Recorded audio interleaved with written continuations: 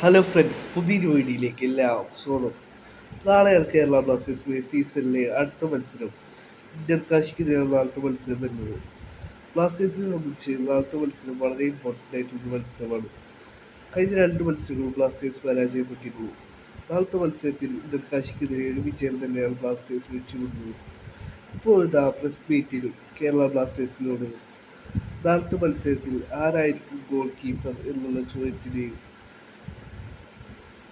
ഇപ്പോൾ ഡേവിഡ് കാറ്റല മറുപടി വന്നിരിക്കുകയാണ്. ഡേവിഡ് കാറ്റല പറയുന്നു, രണ്ട് ഗോൾ കീപ്പേഴ്സും അവൈലബിൾ ആണ് എന്നാണ് ഇപ്പോൾ ഡേവിഡ് കാറ്റല പറയുന്നത്. സച്ചിനും അർഷും നാളത്തെ മത്സരത്തിന് അവൈലബിൾ ആണ്.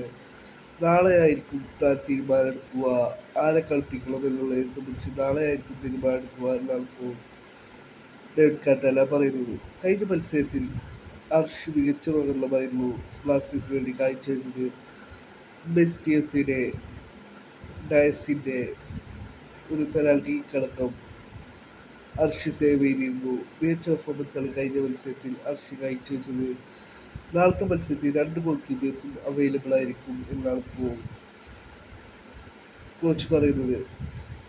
കോച്ച് പറയുന്നു, ഇന്ത്യൻ കാശി വളരെ സ്ട്രോങ് ആയിട്ടുള്ള ഒരു ടീമാണ്. അവർ ഡിഫെൻസീവ്ലി വളരെ സ്ട്രോങ് ആയിട്ടുള്ള ഒരു ടീമാണ്.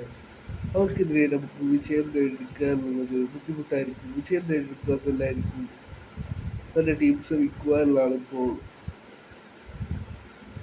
കോച്ച് പറഞ്ഞിട്ടുള്ളത്. നാളെ വൈകിട്ട് 5 മണിക്കാണ് കൊച്ചിയിൽ മത്സരം നടക്കുന്നത്.